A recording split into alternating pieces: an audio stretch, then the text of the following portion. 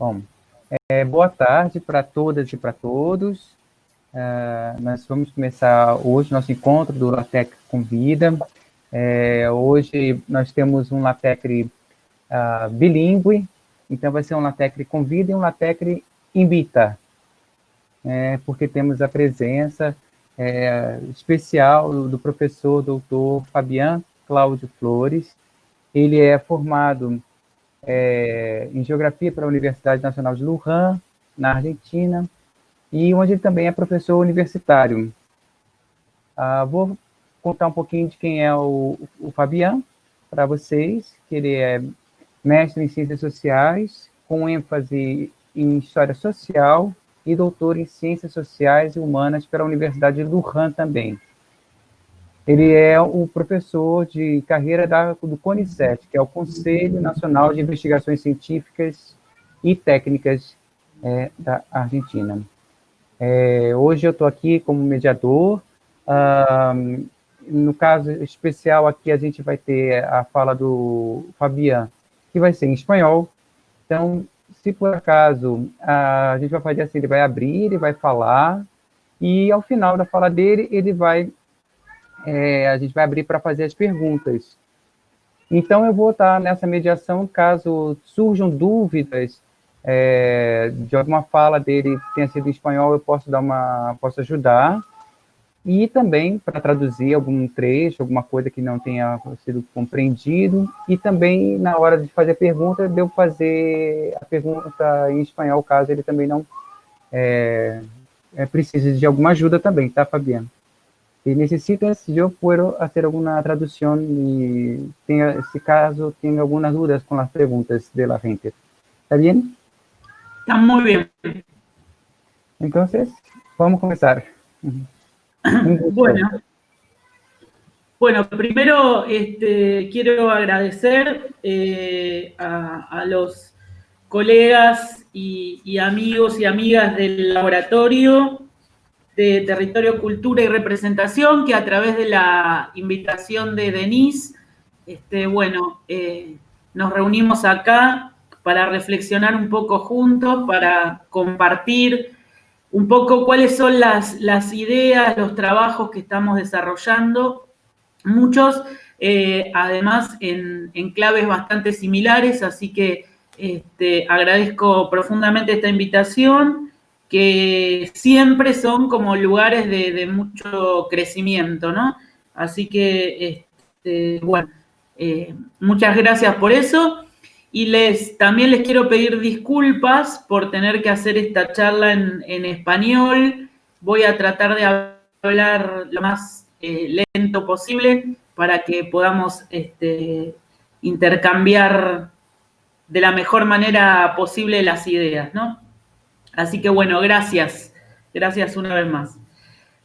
Bueno, yo quería traer un poco, cuando me propuso Denise la participación en este espacio de charla, de discusión, quería traer un poco algunas ideas de un artículo que publiqué hace poco y que vengo repensando. Justamente es un capítulo de un libro que sacamos con unos colegas de Brasil que hacen estudios religiosos, la mayoría de ellos provenientes del campo de la historia, de la antropología, y ahí, bueno, me pidieron si podía hacer una colaboración sobre cómo veía yo la emergencia o la presencia, ¿no?, de alguna idea de un campo de la geografía de las religiones.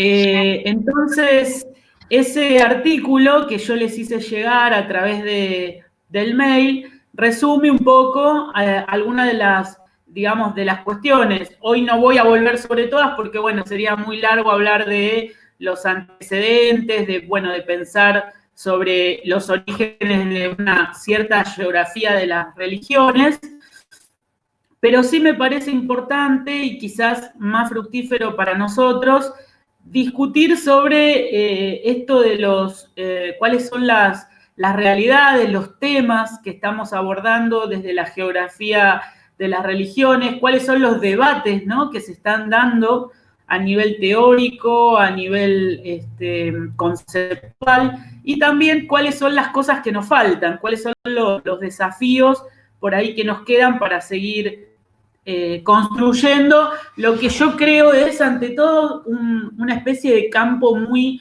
emergente, ¿no? Un campo que se está construyendo permanentemente. Así que, bueno, sin entrar en detalle del tema de los orígenes y del desarrollo de la geografía de las religiones, lo que sí me parece importante es sentar las bases de que a veces solemos entender de que estudiar la religión en clave geográfica, en clave espacial, es algo que tiene que ver exclusivamente con las 2 o 3 últimas décadas, ¿no? Dentro de la historia del pensamiento geográfico. Y esta realidad es parcial, ¿no? Porque sabemos muy bien que hay toda una serie de antecedentes, de trabajos, de obras que tuvieron que ver con pensar a las religiones en clave geográfica, pero también es cierto que esos trabajos siempre ocuparon un espacio muy, muy marginal, ¿no? Muy periférico dentro de los temas y de los problemas por los cuales se preocupó la geografía.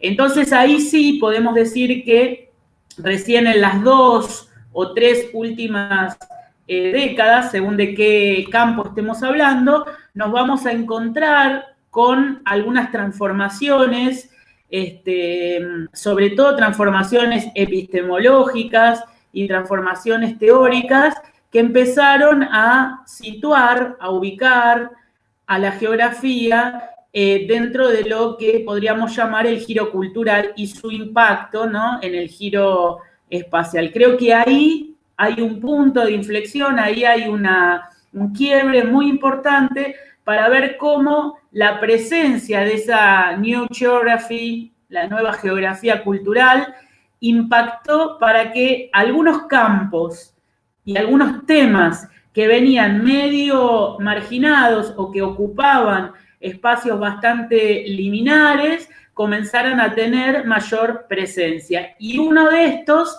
es, creo yo, el objetivo por el cual nos convocamos, que es la idea de pensar las religiosidades en clave espacial. Entonces, marco este hito porque me parece muy fundamental y sitúo ahí esta idea que proponen algunos autores de que lo más importante o lo más, digamos, trascendental en este sentido tiene que ver con cierto salto de lo morfológico a lo simbólico, es decir, de dejar de pensar a la religión en tanto sus localizaciones y a sus formas para empezar a pensar todo ese universo de lo inmaterial, ¿no? De los sentidos, de los significados, de las formas inmateriales en que los sujetos y los grupos imprimen los paisajes. Entonces, me parece que ese giro cultural, que ese momento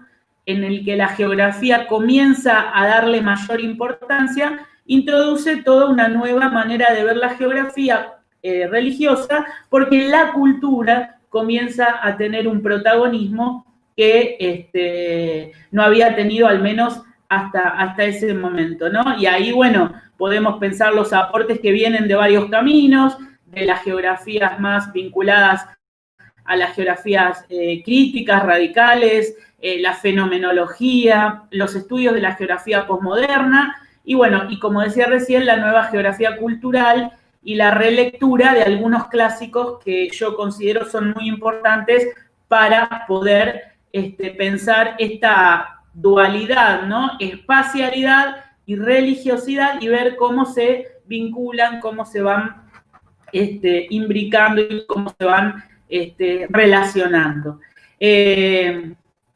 Lefebvre, Edward Soya, Dennis Cosgrove, bueno, y tantos otros, creo que van a ser un poco y otros autores que no provienen de la geografía específicamente, pero que sí ingresan a la geografía para poder ser releídos en clave espacial. El ejemplo de Michel Foucault, ¿no? También como un gran aporte a este nuevo campo de la geografía cultural. Entonces, frente a ese cambio, frente a esa transformación y frente a esa nueva incorporación, me parece que hay ahí toda una serie de discusiones que nos convocan acerca de, bueno, de qué estamos hablando cuando hablamos de geografía de las religiones. Yo después, sobre el final, me gustaría un poco poner en discusión el nombre también, ¿no? De si es, de qué hablamos cuando hablamos de lo religioso en sí mismo, pero creo que ahí hay una bisagra muy fuerte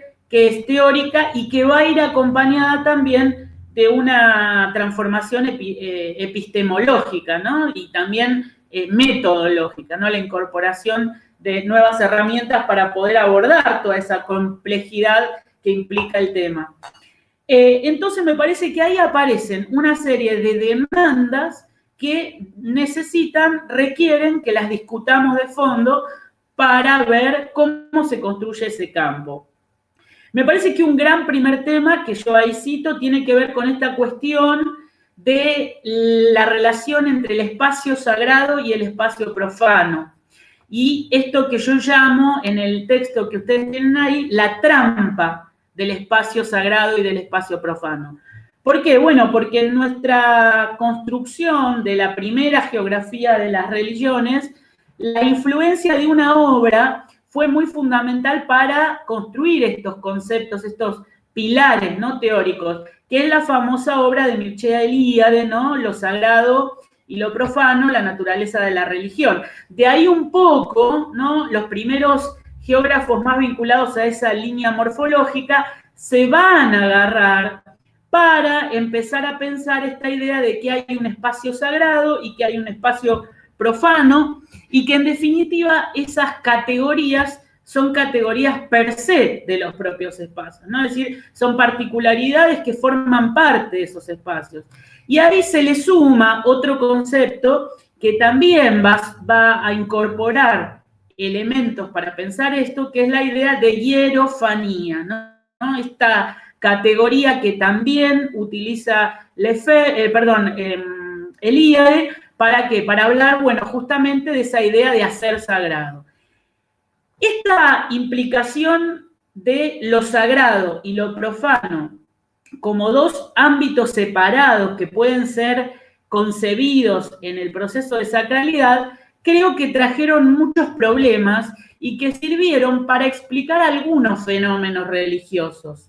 Sobre todo, si tenemos que pensarlo en un contexto en el que Eliade estaba mirando cómo funcionaba lo religioso, que es básicamente la modernidad, ¿no? O sea, sirvieron para explicar quizás modelos en la modernidad. Pero luego empezamos a ver, y ahí aparece toda otra línea de geógrafos de la religión, que empiezan a cuestionar un poco esta división o esta separación, esta dicotomía entre lo sagrado y lo profano, y a romper esos esquemas que eran muy rígidos, muy estrictos, para empezar a ver también que existen procesos que los comunican, ¿no? Hay otro texto de Eliade que también influyó mucho en toda esa mirada más rígida, más estructurada, que es Tratado de la Historia de las Religiones, ¿no?, que focaliza o pone un poco también la cuestión de la división o la dialéctica entre tradición y modernidad. Entonces digo, esta dualidad sagrado-profano, religioso-secular, tal cual se la veía desde ese criterio, va a empezar a erosionarse, va a empezar a cuestionarse. Sobre todo, ¿por qué? Porque se empieza a ver que nunca puede separarse completamente los distintos modos adquiridos de ver esto, y sobre todo porque no son categorías del espacio en sí mismo, sino que son categorías socialmente construidas, son categorías adjudicadas, ¿no?, por grupos, por sujetos, por instituciones.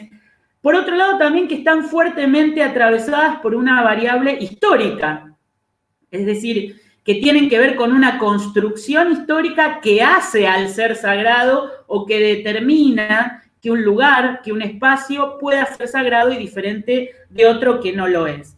Y aquí me parece que las líneas más ricas, los trabajos más interesantes, comienzan sobre todo a partir de la relectura de algunos autores como Shifu Tuan, que me parece fundamentales. ¿Por qué? Porque retoman las variables vivenciales, las variables experienciales de los sujetos, y también alguien que quizás en la geografía de las religiones no ha tenido tanto, digo yo, me parece, tanta importancia, pero que sí es alguien para considerar mucho, que son los trabajos que provienen de Jonathan Smith, que propone la idea de poner el foco en el ritual y ver cómo un ritual, ¿sí?, funciona como activador de esa sacralidad, funciona como el que produce el salto de lo sagrado a lo profano. Entonces, ya no es una categoría propia de ese espacio,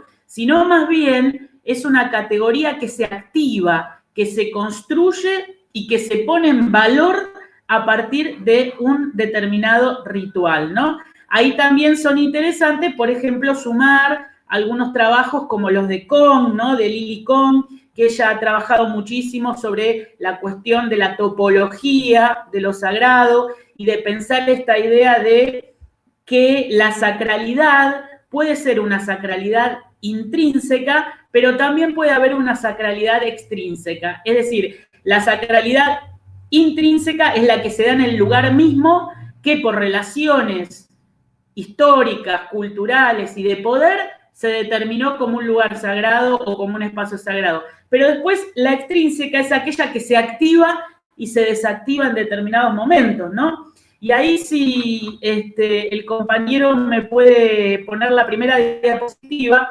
quiero mostrar algunos ejemplos en donde tenemos la posibilidad de ver cómo al cambiar, al romper con esa mirada dicotómica, podemos ver que un lugar que habitualmente puede ser un lugar entendido en los términos de Eliade como profano, adquirir esa textura de lo sagrado a partir de un ritual. Ahí tenemos un ejemplo que esos son los bosques de Palermo, acá en Buenos Aires, que es un gran parque público, un gran espacio público, que durante los días, digamos, habituales, funciona como un espacio recreativo, de paseo. Sin embargo, a partir de un gran evento organizado por un movimiento de estos vinculados a la nueva era y en consonancia con el gobierno local, con el gobierno de la ciudad, generó una meditación masiva en la cual participaron más de 100.000 personas, que hizo que ese lugar, que habitualmente es un lugar que no tiene una actividad sagrada, emerja esa topología de lo sagrado, esa sacralidad extrínseca, como dice Lily Kong, y entonces esa dicotomía sagrado-profano la tenemos que romper. Es sagrado en la medida en que hay un ritual, en un contexto, en un lugar que está atravesado por relaciones sociales y de poder. El segundo ejemplo, si podemos pasar,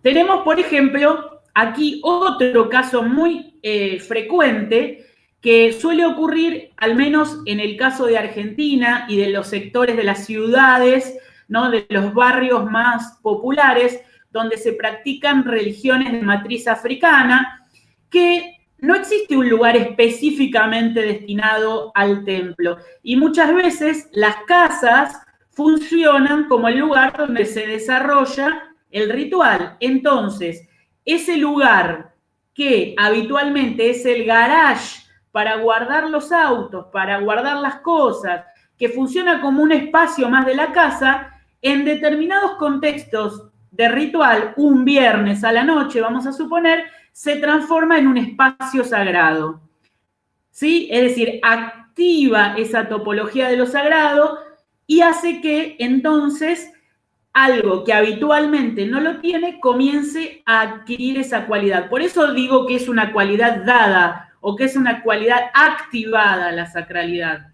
El tercer ejemplo, si podemos pasar, también da la particularidad de cómo pensar esta dicotomía cuando tenemos una gran avenida, como la avenida Rivadavia, que une la ciudad de Buenos Aires con gran parte de las localidades de su periferia y que es una vía de circulación habitualmente. Sin embargo, en tiempos de peregrinación, en tiempos sagrados también, se activa una topología de lo sagrado que hace que fluya, ¿no?, por la avenida la peregrinación y por lo tanto el espacio a partir de los fieles se transforme en un espacio sagrado.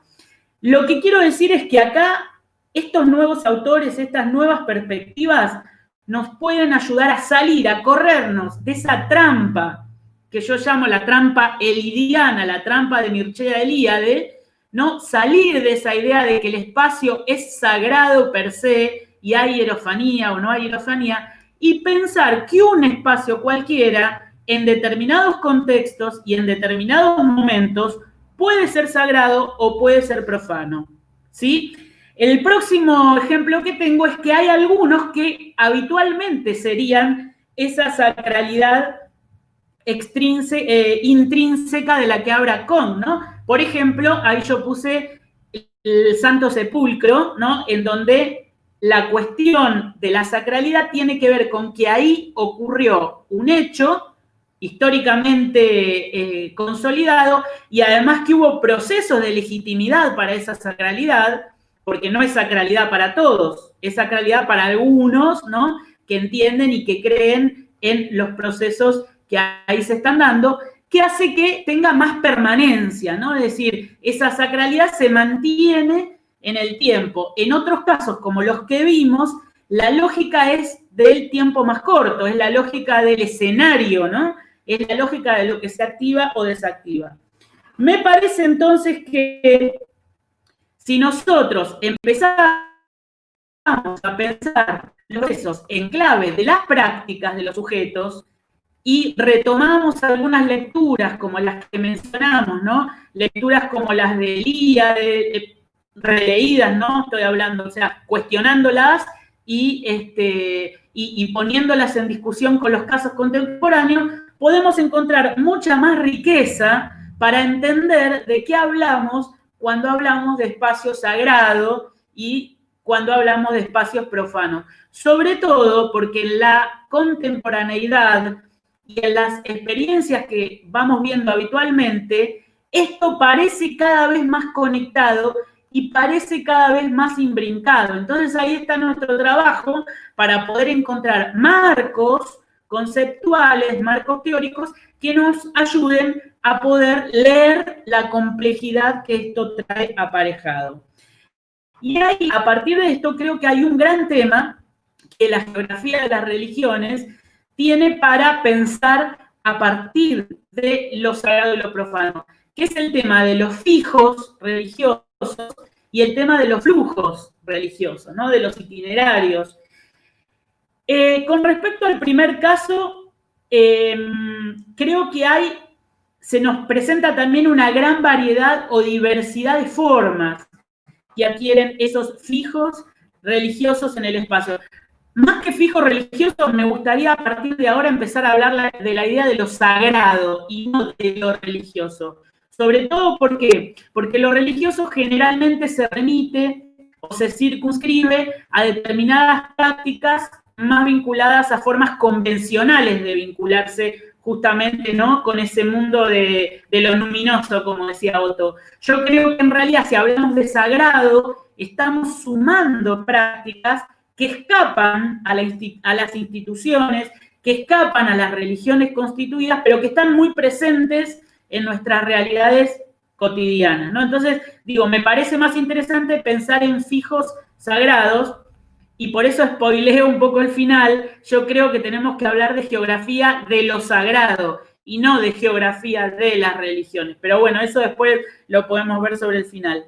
Quiero mostrar en la siguiente diapositiva algunas cuestiones de fijos que pueden ser interesantes para pensar justamente cómo se articulan esas relaciones entre los rituales, entre los lugares y las perspectivas de los lugares. Desde, por ejemplo, las adjudicaciones que se le hacen a determinadas materialidades geográficas, como un río, ahí tenemos el Ganges, o una montaña como las de Australia, que adquieren esta sacralidad de la que hablábamos.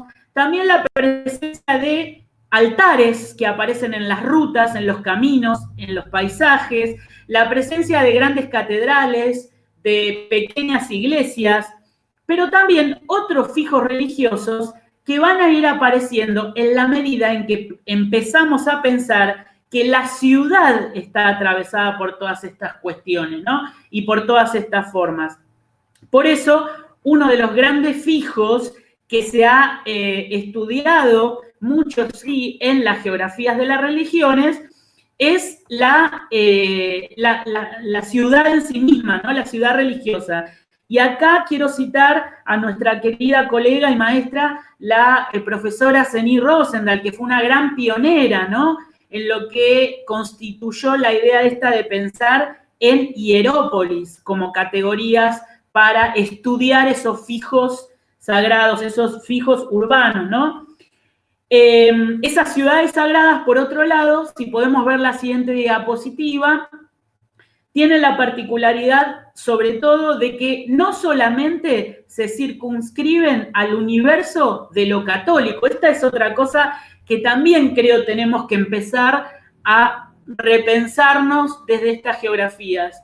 Al menos en la Argentina, yo creo que en Brasil ustedes no tanto, todos los estudios están fuertemente atravesados por una matriz católico-céntrica. O sea, miramos esas transformaciones con los lentes del catolicismo. Creo que tenemos que empezar a corrernos de eso y a empezar a pensar en la diversidad y en la pluralidad religiosa, que por supuesto también se plasma en la existencia de esas formas, ¿no? Yo acá puse algunos ejemplos. Bueno, además del Vaticano, que podría ser una gran hierópolis del catolicismo, aparece en Benarés, aparece Medina, aparece todo el conjunto de ciudades que en la construcción de las grandes religiones y otras que no las son o que no forman parte de los 5 grandes grupos religiosos, representan o pueden ser utilizados desde ese criterio de hierópolis, del cual siempre hemos hablado como una categoría muy importante, porque algo que introduce ese concepto a partir de la idea de Zeni Rosendahl es que además son fuertes lugares políticos, ¿no? O sea, tienen una fuerte dimensión del poder, de la ejecución del poder. Y a mí me parece que tiene toda la riqueza y la potencialidad para pensar a la ciudad en ese sentido. Y cuando decía de corrernos, de estudiar las matrices católicas, podemos pensar en Vaticano, pero en Fátima, pero en Lourdes, pero en Aparecida, en Luján, etc. Creo que, por ejemplo, ese concepto lo podemos aplicar para estudiar o para pensar a las grandes ciudades que tenían una dimensión sagrada muy importante para los pobladores originarios de América, las grandes civilizaciones, ¿no? El Cusco, las construcciones de Tenochtitlán, las ciudades sagradas de los mayas, de los aztecas. Ahí también habría que pensar cómo transpolar esa idea, ese concepto de hierópolis para corrernos del catolicismo más convencional y pensar también para esos otros grupos, ¿no? Otro concepto que me parece muy importante para estudiar esos fijos religiosos y que al menos a nosotros nos sirvió mucho, es la discusión acerca del espacio público y lo religioso, ¿no? Es decir, ver cuáles son las marcas religiosas que aparecen en nuestras ciudades. Y esto también ha sido fuertemente estudiado a partir de la implementación de los signos, ¿no?, religiosos, de las marcas religiosas en el espacio público y la discusión sobre lo laico o lo religioso.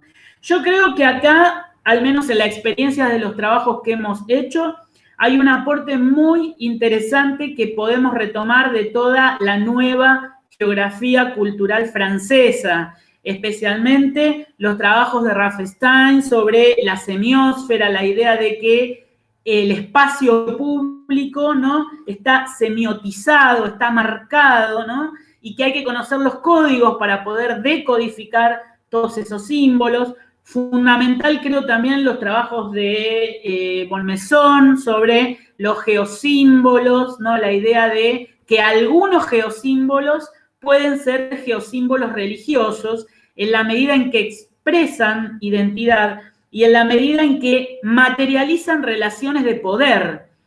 En este sentido, si vemos la siguiente diapositiva, la ciudad, como decía Turner, es una selva de símbolos, y esos símbolos tenemos que aprender a decodificarlos y a entender por qué están ahí, ¿no? Algunos más institucionalizados, algunos más informalmente construidos, pero todos dan cuenta de algunos procesos identitarios en esos territorios, ¿no? Acá tenemos desde un altar a Buda en alguna ciudad de Tailandia, algunas marcas que se hacen bosques también relacionados con el shintoísmo y el budismo, altares populares en los barrios marginales con respecto a la figura del Gauchito Gil, una ofrenda que se puede encontrar en algunas zonas cercanas a un río o a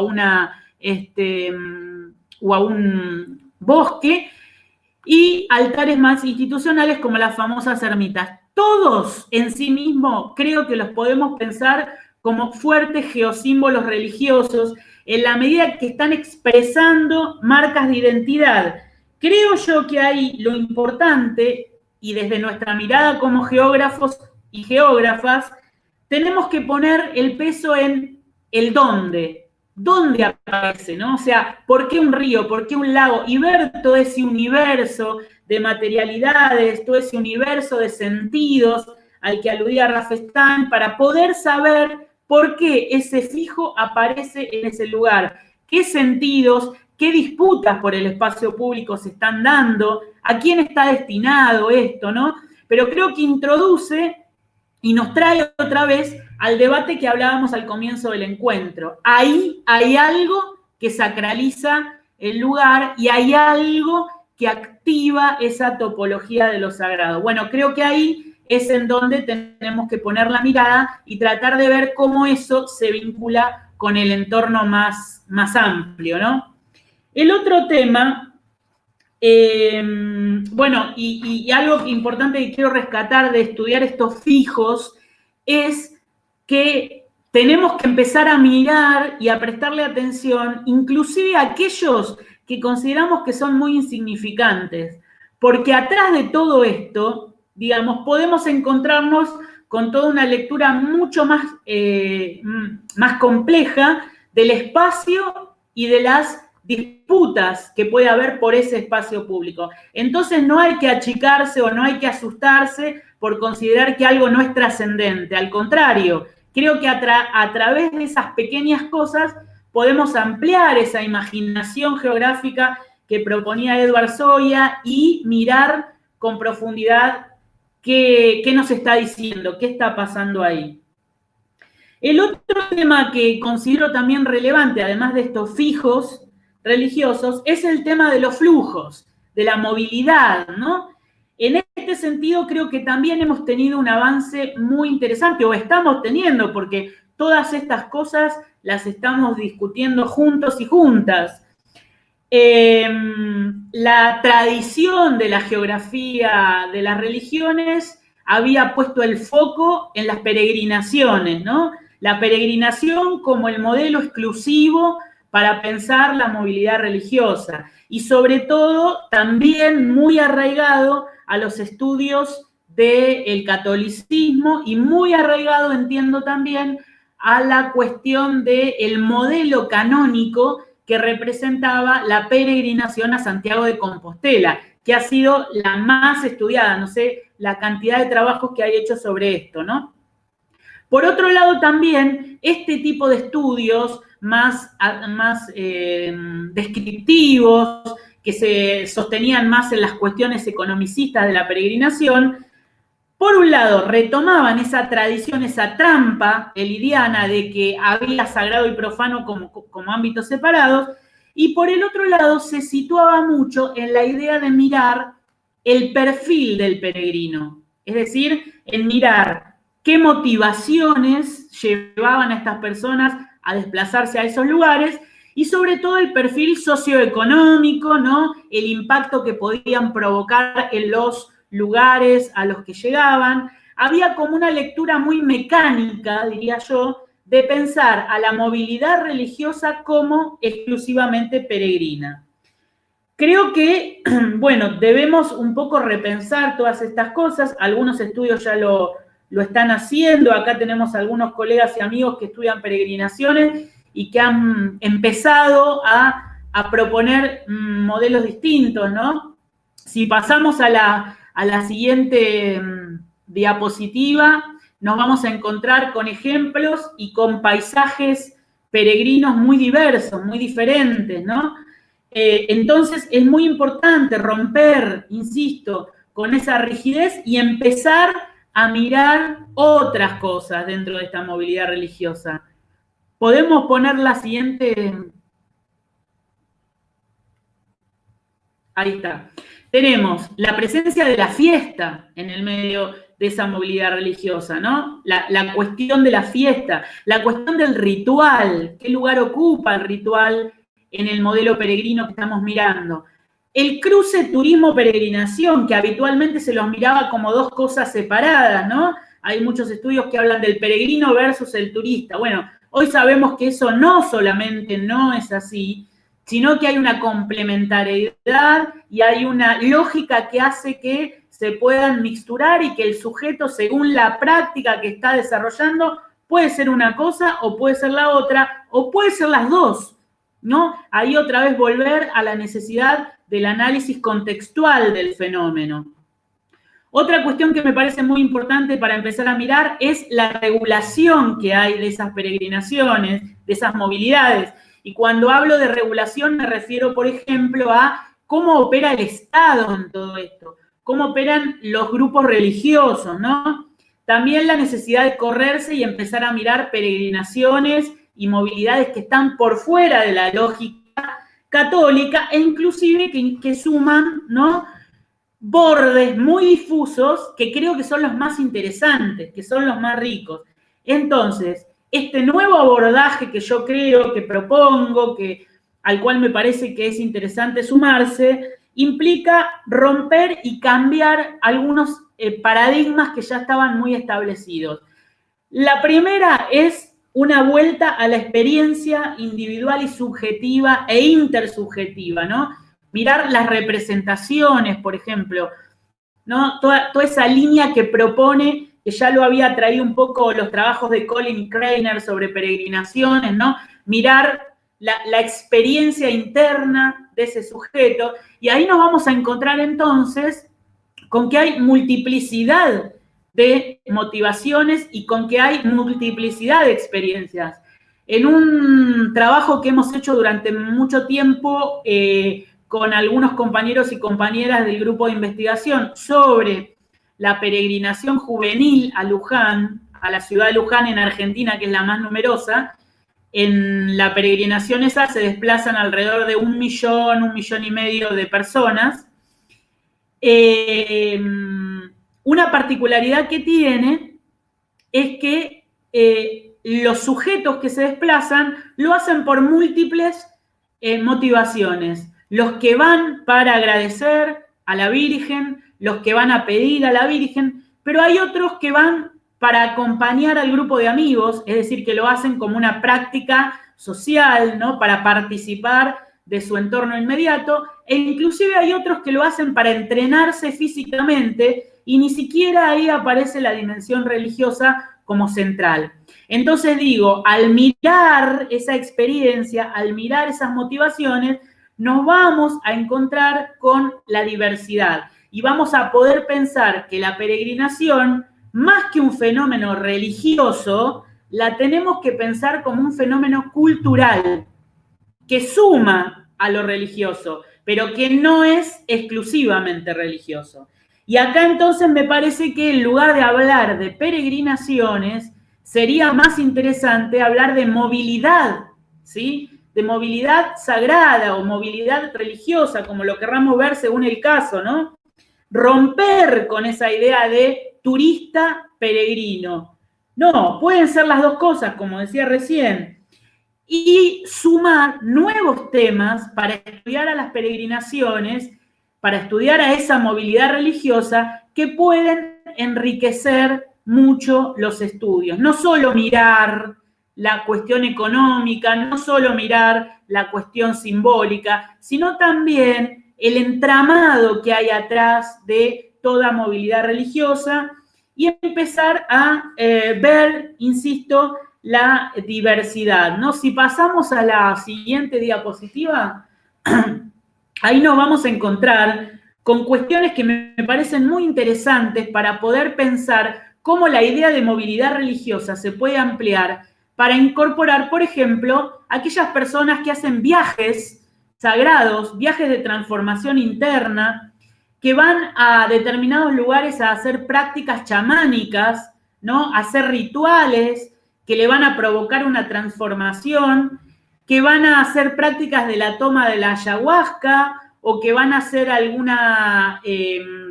algún ritual de estos neohinduistas como ocurren en México. También podemos sumar, por ejemplo, a los viajes relacionados a la New Age, a los viajes sagrados, a los viajes espirituales, ¿no? Ahí vemos a un grupo de personas que se desplazan hasta una zona de Mendoza, en plena cordillera, a abrazarse y recibir la energía de las rocas. Bueno, eso es una peregrinación, eso es un viaje sagrado, y me parece que ahí tenemos que abrir, ¿no? Estirar la idea de religión y sumar la espiritualidad como una dimensión muy importante y muy creciente. También podemos pensar el fenómeno de los lugares en donde vamos a visitar, ya bajo la lógica más turística, ¿no? A visitar lugares donde ocurrió la tragedia, donde ocurrió el horror, ¿no? La visita a Auschwitz se ha transformado en el modelo del tanaturismo, ¿no? Del turismo negro, del turismo oscuro, un encuentro con algo distinto, con ese mundo de lo desconocido, ¿no? Sumaría también ahí todo lo que tiene que ver con el turismo fantástico, ¿no? Que ahora está tan en boga en algunos lugares, bueno, ahora no por la pandemia, pero sí venía en crecimiento los lugares vinculados a la tragedia, a la muerte, a lo extraño, ¿no? Bueno, ahí hay un viaje, ¿no? Ahí hay una movilidad sagrada que va a provocar algo en esa subjetividad. Y sumaría también algo que me parece muy importante, que son aquellas peregrinaciones, aquellos desplazamientos que si bien no tienen un núcleo duro religioso, sagrado, bordean, no están como en esa heterodoxia, en esos bordes, pero que provocan o generan la devoción. Por ejemplo, las peregrinaciones habituales que se realizan a la casa de Elvis Presley, que todos los años de su aniversario se hace una especie de viaje al lugar donde ocurrió justamente la tragedia, donde ocurrió, y es una forma de demostrar esa devoción. Algo parecido ocurre acá en Argentina con una famosa cantante que murió trágicamente en un accidente y que sus fieles, ¿no?, asisten en una especie de viaje para recordarla al lugar donde murió. Bueno, esos son fenómenos que tenemos que empezar a estudiar. Son fenómenos que tienen una matriz geográfica muy fuerte. Son fenómenos que nos pueden aportar mucho a la idea de ampliar esta geografía de la que hablábamos, ¿no? Y también en las peregrinaciones empezar a mirar qué pasa con las prácticas ahí adentro de ese fenómeno, ¿no? Ahí tenemos una siguiente diapositiva, si me puede pasar. ¿Y por qué digo esto nos va a ayudar a romper con la trampa de Mircea Eliade? Porque ya lo sagrado y lo profano no está directamente relacionado con esa sacralidad intrínseca, sino más bien con las prácticas que los actores pueden realizar en esos lugares. Entonces podemos ver cómo un grupo de personas que llegan muy cansados después de caminar durante horas, se tiran a dormir adentro de la basílica. Pero ¿cómo? Esa es una práctica profana que se está dando en un espacio sagrado. Bueno, eso se está rompiendo. Y ya ahí hay una sacralidad y una profanidad que no la podemos medir en términos como lo hacíamos, sino que tenemos que recurrir a estas nuevas formas de pensar que es la práctica la que está activando ese modelo de sacralidad o de profanidad. Tenemos grupos de peregrinos que se desplazan juntos y otros que van solos. Tenemos gente que se pone a vender en los bordes de la peregrinación. Su motivación no es religiosa, sino es económica. Y tenemos nuevas tecnologías que comienzan a aparecer para seguir la peregrinación. Bueno, muchos de nuestros colegas, amigos, están trabajando alguna de estas cosas, ¿no? Las nuevas modalidades de peregrinaciones, las formas estas que decía de ruptura de lo sagrado y lo profano. Creo que ahí tenemos mucho, mucho para pensar y para hacer. Y como cierre de esta charla, para no cansarlos más, quiero retomar, digamos, 3 líneas que me parece que son los desafíos que tenemos para seguir estudiando y para seguir pensando esto. La primera tiene que ver con ampliar la concepción de lo religioso, como les decía recién, y pensar en una geografía de lo sagrado para poder sumar, ¿no?, todas estas experiencias que a veces son convencionales y que a veces no son tanto, pero sí que se está dando un proceso más que, diría yo, de desacralización, sino de resacralización, ¿no? Es decir, las formas convencionales se desarman para armarse bajo otra lógica. Entonces, quizás podemos pensar en una resacralización y no tanto en una desacralización. Fundamental, creo también, no hablé mucho de esto, pero bueno, creo que todos medio lo tenemos también siempre presente, la necesidad del trabajo interdisciplinario y la necesidad de sumar metodologías que nos ayuden a buscar respuestas cercanas a todos estos procesos, desde la antropología hasta la sociología, a la historia, pero también el arte, la lingüística, también el análisis del discurso, es decir, no cerrarnos exclusivamente a recibir a todas aquellas ciencias sociales que siempre nos aportaron herramientas muy importantes. Abrirnos mucho más a pensar por qué no en la música, por qué no en toda la cuestión de la danza, de la performatividad. Me parece que ahí hay mucho para ver juntos. Y la apertura temática, o sea, el no tener miedo a pensar que podemos estudiar temas y problemas que nos considerarían que no pueden ser estudiados. En la última diapositiva, si me pasan ahí, algunos ejemplos de desafíos que podemos tener, ¿no? La cuestión del cuerpo, la cuestión de las emociones. Ahí vemos arriba una señora que está peregrinando, que está haciendo su viaje religioso, de espaldas, arrastrándose para poder subir y cumplirle a la imagen a la que le prometió su dolor. Estas personas que hacen eso llegan con todo el cuerpo lastimado. ¿Qué pasa ahí? ¿Qué pasa con ese territorio? ¿Qué pasa con ese cuerpo como territorio que está vinculándose con lo sagrado de esa forma? Bueno, creo que algo tenemos que decir. Abajo, unas chicas de la comunidad boliviana peregrinan bailando, hacen una danza, ¿no?, una performance a la Virgen. Bueno, también, ¿ahí qué pasa? Peregrinos en bicicleta, como estudia mi querido amigo José Arlinson, que, bueno, ha trabajado esto y otros tantos también. ¿Qué pasa ahí? ¿Qué pasa con los medios que se usan para peregrinar? Aquí en Argentina tenemos peregrinaciones a caballo, tenemos peregrinaciones a pie, tenemos peregrinaciones en auto, tenemos peregrinaciones en lanchas, tenemos peregrinaciones en bicicleta. Bueno, creo que tenemos para decir algo, ¿no?, sobre todo eso. Y el último me parece que es el gran desafío que tenemos, la peregrinación después de todo esto. ¿Qué pasa con la peregrinación y las pandemias? ¿Qué pasa con el distanciamiento social y lo sagrado? ¿Qué pasa con la nueva normalidad a la que nos vamos a tener que enfrentar? Que por supuesto incluye una normalidad religiosa que va a tener que adaptarse, ¿no?, a las normas que se establezcan socialmente. En definitiva, me parece que no hay que tenerle miedo a la apertura temática, al contrario, creo que hay que incentivar a buscar casos y a buscar estudios novedosos, diferentes, que nos pueden ayudar mucho porque, y cierro con esto, como decía David Cosgrove, la geografía, en definitiva, está en todos lados. Así que bueno, gracias por escucharme. Obrigado, Fabiano, obrigado. Gracias. Muito bom.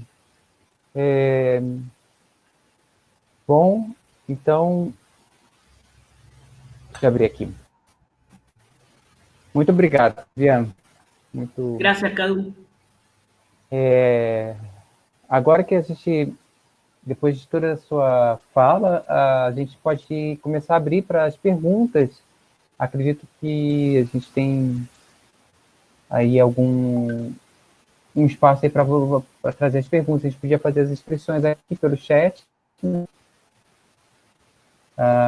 Vamos lá, perguntas. Deixa eu ver aqui. Quais são as inscrições, né? Vamos fazer as inscrições. A Denise está me corrigindo aqui pelo WhatsApp. Vamos lá, Denise. Você, mais alguém? Marcos.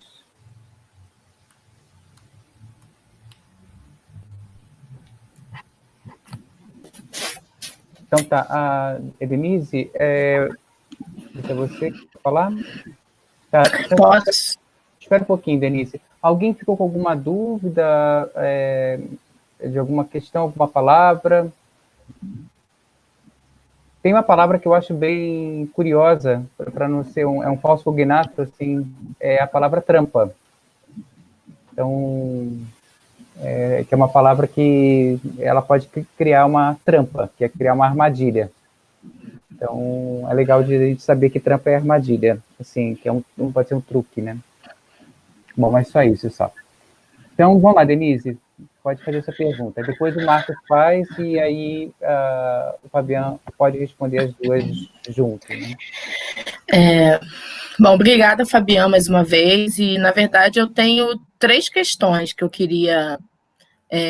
não vai ser tão rápido como eu queria, mas eu queria discutir essas 3 questões, né? Pedir para que você possa tentar elucidar algumas dessas questões para mim.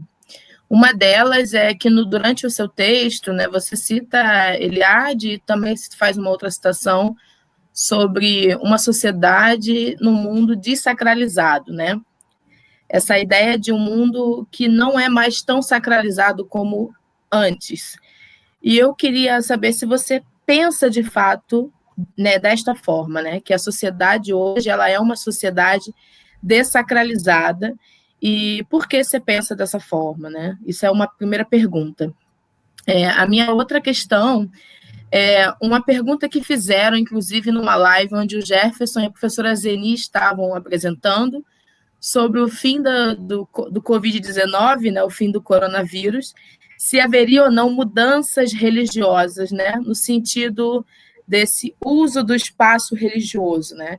Como será, após a pandemia, essas relações nos espaços religiosos? Naquela situação, né, a professora Zeni disse que não ia mudar nada. E aí, essa semana, eu ouvi um podcast do professor Luiz Antônio Simas, onde ele vai falar da rua, né, dessa questão da rua. E ele fala que, provavelmente, quando acabar a pandemia, vai haver uma explosão de pessoas pelas ruas, ocupando as ruas, né, como foi após a peste da gripe espanhola. E aí, como você vem discutindo no texto e vem fazendo essa discussão já ao longo da sua trajetória sobre religião e cidade, né, eu fico pensando, e é uma pergunta, né, será que não vai haver uma explosão de pessoas nos templos religiosos, nesses espaços religiosos após a pandemia? É possível que, ao final dessa pandemia, as pessoas que ainda estiverem bem, estiverem vivas, né, enfim, vão até esses lugares sagrados para agradecer e aí lotar essas cidades, enfim. existe essa possibilidade de uma explosão de pessoas nos espaços religiosos. E, por último, uma das discussões que você levanta sobre os fixos religiosos é sobre a questão, você coloca assim, né, uma das inquietudes centrais da abordagem geográfica do religioso segue sendo a preocupação por interpretar as formas espaciais fixas, que sofrem processos de sacralização mais ou menos estáveis no tempo. Mas e o corpo? Porque a corporeidade, né, esse corpo que nós sacralizamos no nosso cotidiano, ele é muito mais instável, porque ele passa por diferentes processos. Como você pensa a questão, o desafio de pensar o corpo como um território sagrado, que seria algo mais fixo, ao mesmo tempo que esse corpo ele se desterritorializa e ele se reterritorializa a partir dessas sensações e dessas percepções, dessa corporeidade que ao tempo inteiro ela é tensionada pelas práticas sociais, né? Enfim, por tudo isso. São as minhas questões. Bueno. Eu acho que você poderia responder as da Denise, e aí depois, Marcos, você faz a sua, tá?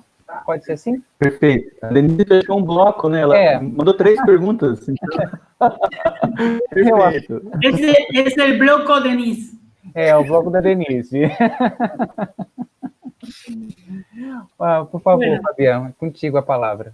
Sí, bueno, creo que muy interesante esto que decía en el cierre de la charla sobre, bueno, vamos a tener bastante para pensar ya y con lo que va a venir luego de la pandemia, y vos ahí mencionabas esto. Y creo que esto también se relaciona un poco con lo que vos decías o me preguntabas sobre la sociedad desacralizada, ¿no?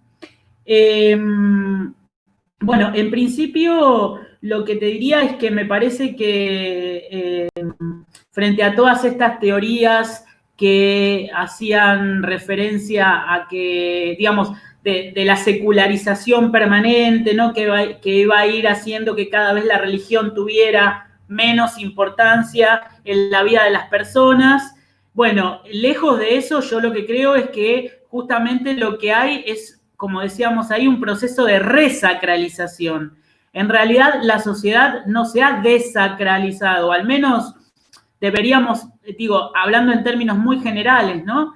Sino lo que ha cambiado, me parece, y que es donde tenemos que mirar, son las formas de vincularse con lo sagrado, ¿no? Hay una serie de prácticas nuevas, de imaginario sobre lo que es la religión y cómo la religión se mete en la vida de las personas. Entonces, yo no hablaría de una desacralización porque la religión fue perdiendo lugar. Al contrario, se fue redefiniendo, fue encontrando, ¿no?, espacios que antes no tenía y las personas empezaron a vincularse, quizás podríamos decir de manera más transversal, ¿no?, por fuera de las propias instituciones, recurriendo a más de una religión o a más de una práctica. Entonces, insisto, más que desacralización, yo diría que lo que hay es justamente un proceso de nueva sacralización o de resacralización. Y con respecto a esto, lo del COVID, bueno, hay un desafío ahí que va a pasar, ¿no? Es cierto lo que vos decías sobre que la profesora Zení también habían hablado y con Jeffron ahí. Bueno, yo creo que justo ahora vamos a sacar, va a salir un artículo en la revista de NEPEC sobre pandemia, religiones en tiempos de pandemia, y yo ahí planteaba en ese artículo que me parece que lo que está pasando, no sé lo que va a pasar cuando se termine, pero lo que está pasando ahora es que se está generando toda una serie de mecanismos que han llevado a repensar la idea de lugar sagrado, la idea de espacio sagrado. ¿Por qué? Porque muchas de las prácticas que antes se hacían presencialmente, ahora comienzan a hacerse mediadas por esta tecnología. Y no solamente estamos hablando de prácticas más cotidianas, ¿no? Sino también prácticas que estaban institucionalizadas y que corresponden a religiones que tienen muchos años. Un ejemplo, cuando se cerró el Muro de los Lamentos, que representa como el lugar sagrado por excelencia dentro del judaísmo, la propia autoridad del muro habilitó un muro de los lamentos virtual para que la gente mandara su pedido y pudiera llegar, ¿no? Ellos lo pasaban un papelito y lo colocaban. Es decir, quiero decir, van apareciendo estrategias mediadas por lo digital que lo que hacen es redefinir las formas en las cuales se van a desarrollar las prácticas religiosas y también en las cuales se van a llevar a cabo la idea de espacio religioso, ¿no? ¿Qué va a pasar cuando esto termine? Bueno, yo no lo sé. Coincido que creo que va a haber un aumento del uso de los templos, del uso de los lugares convencionales, porque uno de los problemas que no se ha podido resolver es el tema de aquellas prácticas que demandan lo colectivo, la comunidad, ¿no? Para que haya algo sagrado. O sea, yo, si soy fiel del catolicismo, puedo escuchar la misa a través de un canal de YouTube. Y es igual, lo único que no voy a poder hacer es comulgar, recibir la comunión. Pero hay otras religiones y otras prácticas religiosas que si no tienen la presencialidad, no hay sagrado, no hay práctica. Y uno de los casos, y vos lo debes conocer muy bien, es el de Umbanda o de las religiones afro. ¿Por qué? Porque lo que activa la sacralidad, lo que hace que bajen las entidades, es la comunidad, la comunión, el cuerpo físico, ¿no? Entonces, creo que ahí hay muchos desafíos y creo que ahí, bueno, no lo sabemos qué va a pasar, ¿no? Cómo se va a reconvertir. Pero es interesante porque ya hay estrategias que los propios grupos están haciendo para poder seguir adelante con esto. Y lo último que me preguntaba, que me pareció muy bueno, no lo había pensado esto, deberíamos pensarlo juntos, la idea del cuerpo como flujo y fijo, ¿no? Es decir, la dinámica. Lo que sí me parece que ahí lo que tenemos que pensar es que en la corta duración, ¿no? Cómo en un cuerpo puede activar un territorio sagrado y desactivarlo. ¿Cómo? Con la ropa, con el vestuario, con la exis corporal, como dice Goffman, ¿no? Con la presentación en la sociedad, la forma de moverse, la forma de hablar. Ahí hay un territorio que se está activando y que puede tener esta doble, ¿no? Particularidad de ser un fijo, pero a la vez tener dinámica, ¿no? Me parece muy buena tu apreciación y tu comentario. Y insisto que para algunas religiones la dimensión de la corporalidad es muy importante. Y el caso que vos estudiás me parece que es central, la cuestión del corpo, ¿no? Grata, muito obrigada. Tá bom, Marcos, contigo então. Mais alguém quer fazer alguma inscrição de pergunta? Bom, então depois do Marcos eu vou lançar uma pergunta também. Vai lá, Marcos. Obrigado, Cadu. Obrigado. Fabiana, mais uma vez, muito obrigado pela tua presença aqui com a gente, pela tua fala. Parabéns pelo teu texto também, ele é muito cuidadoso, assim, acho que ele é um texto bem completo para a gente pensar toda uma trajetória, né, da geografia da religião, assim, acho que é um texto basilar, assim, para a gente poder discutir com os nossos alunos e tudo mais, né. Então, parabéns pelo texto, parabéns pela fala, e muito obrigado mesmo por ter se disponibilizado em estar aqui conosco, né. Eu fiquei pensando em algumas questões, eu vou colocar 2 questões para você, que tem a ver com um pouco das minhas angústias dentro desse terreno de estudos da geografia com elementos da cultura, né? A gente tem trabalhado muito com base no filósofo Ernest Cassirer, né? Muito sob influência do meu antigo orientador e hoje colega, Silvio, que é professor aqui conosco também, tá na sala aqui, inclusive, está acompanhando com a gente, que ele trabalha com a cultura, pensando a cultura a partir das formas simbólicas, né?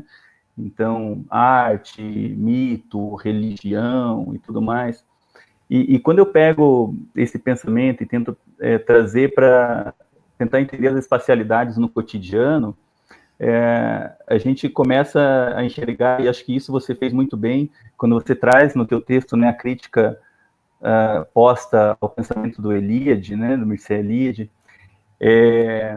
que não é tão simples assim, o sagrado versus profano, as coisas são mais complexas que isso, né, tem muito mais elementos no nosso cotidiano, na paisagem, que podem remeter à religião, às práticas religiosas, né.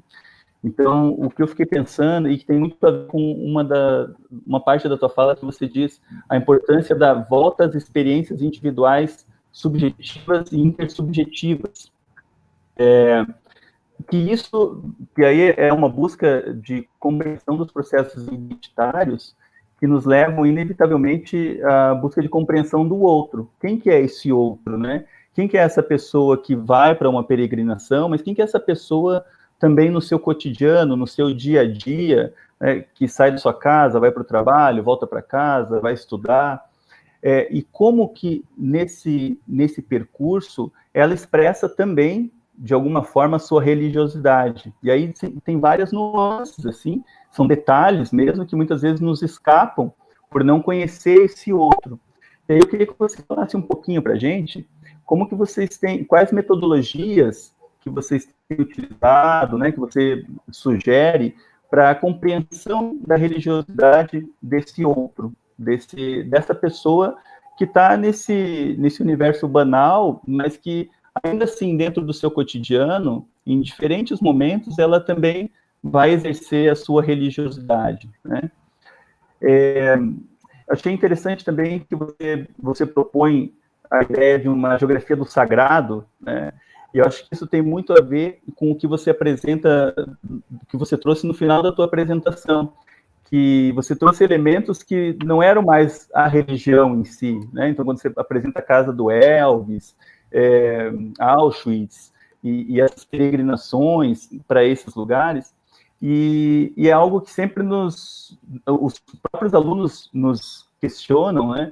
Se o futebol entraria como um desses elementos aí. E aí eu queria que você falasse um pouquinho como que você enxerga também esse fenômeno, né? Talvez tenham outros aí que a gente pode pensar, mas como que você enxerga esses fenômenos que não são necessariamente religiosos, mas que têm muitas características do religioso presente, né? Acho que seria isso. Eu ia lançar uma questão também sobre as novas práticas agora em tempos de pandemia e pós-pandemia, né? Mas a Denise já colocou isso, acho que você já respondeu muito bem. Eu só queria dizer, Denise, que pós-pandemia, tudo quanto é espaço que tiver gente, eu acho que eu vou querer entrar e abraçar a gente e ver gente, né? Acho que é um sentimento que nos move muito, assim, né? A vontade de estar com pessoas, de poder interagir, compartilhar momentos, né? Enfim, um pouco isso. Eu queria te ouvir mais, Fabiano. Muito obrigado mais uma vez. Então, vou somar uma pergunta, Fabiano, junto com o bloco do Marcos, pode ser? Sim, claro. Então, assim, é algo simples, porque você já foi respondendo no bloco da Denise, que é a ideia com as plataformas digitais, essa relação, esses espaços virtuais, eles começarem a ocupar o espaço, né, do sagrado, né, como uma maneira de se relacionar quando não tem a possibilidade do encontro.